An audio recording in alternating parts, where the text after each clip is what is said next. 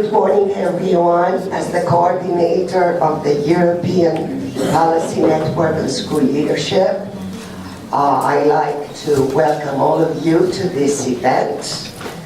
My name is Kikis-Papadakis, and I am the coordinator of the network. Peter?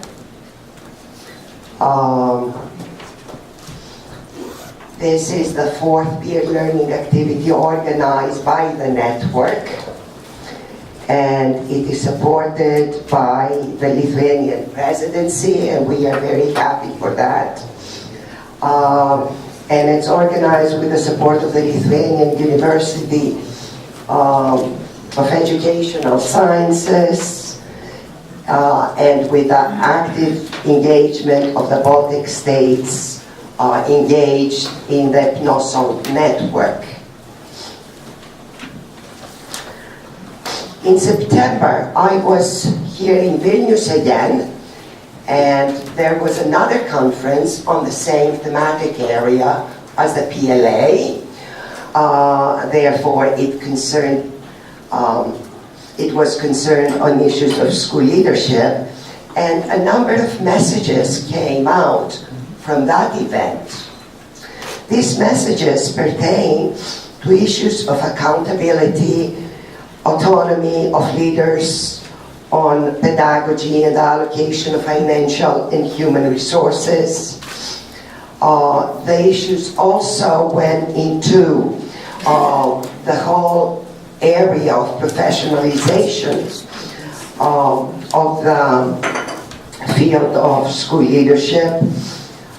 There were messages that had to do with the selection of leaders, how we go about selecting and preparing leaders in Europe. It went into issues that have to do with professional development, with research, and it was particularly interesting to see that one of the messages that came out from the September event was to strengthen support for national and regional networks of stakeholders dealing with educational leadership, and ensure dissemination and follow-up of their work, of the work of the networks, including through PNOSO, make full use of evidence gathered through international cooperation. So, PNOSO in that event was upgraded to an issue to look into the discussion on school leadership. The messages that came out of the September event are today, actually, literally speaking, today, are being discussed in Brussels, in the Council of Ministers, and those are being adopted as the policy orientation for and on school leadership for the next 7 years.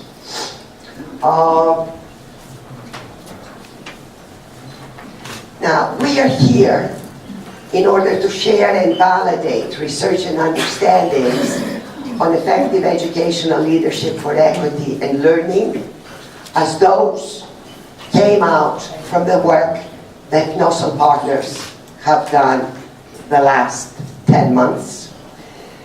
We're here also to help set up a policy agenda on school leadership and to learn on the expectations of diverse stakeholder groups as a means to improve the process by which we can collaborate towards a common goal, and that's good education for European youth.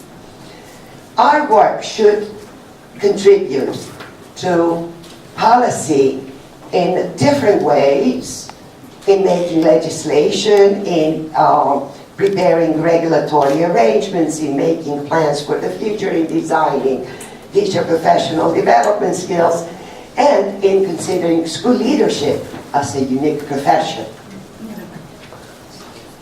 We are here, we are a group of about 132, maybe 130 individuals representing ministries, academia and research, and teachers and head teachers and other stakeholders.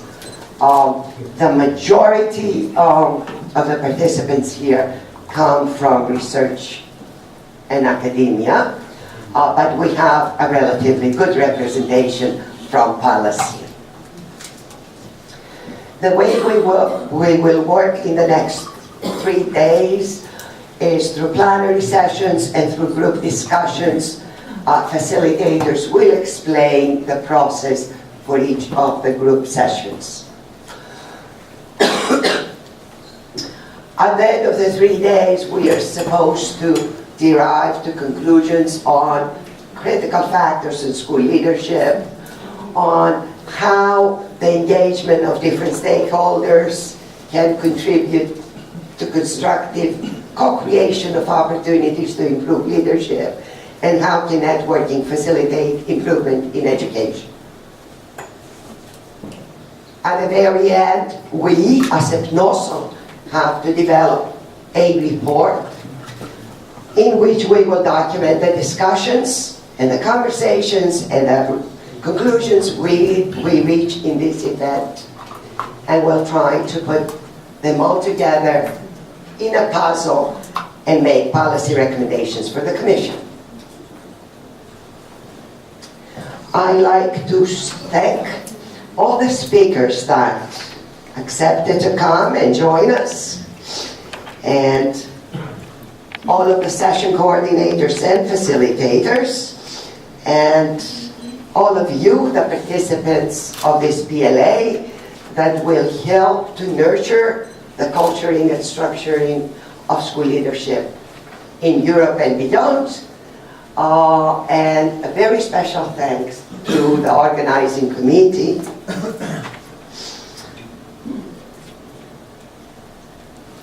There are a lot of people that are wishing us today success in this event. And these are ministers from across Europe which have communicated with us their wishes for a successful event. We got messages from a minimum of 12 ministers from EU countries, and as I said earlier, they are today in Brussels for a very special meeting.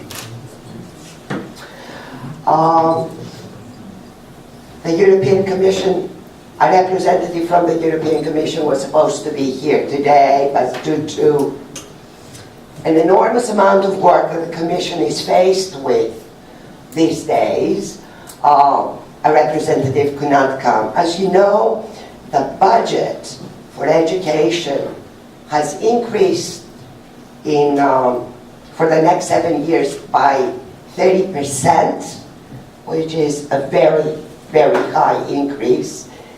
And because the framework program is finishing in December and the new one is starting in January, people in the Commission are extremely busy, okay?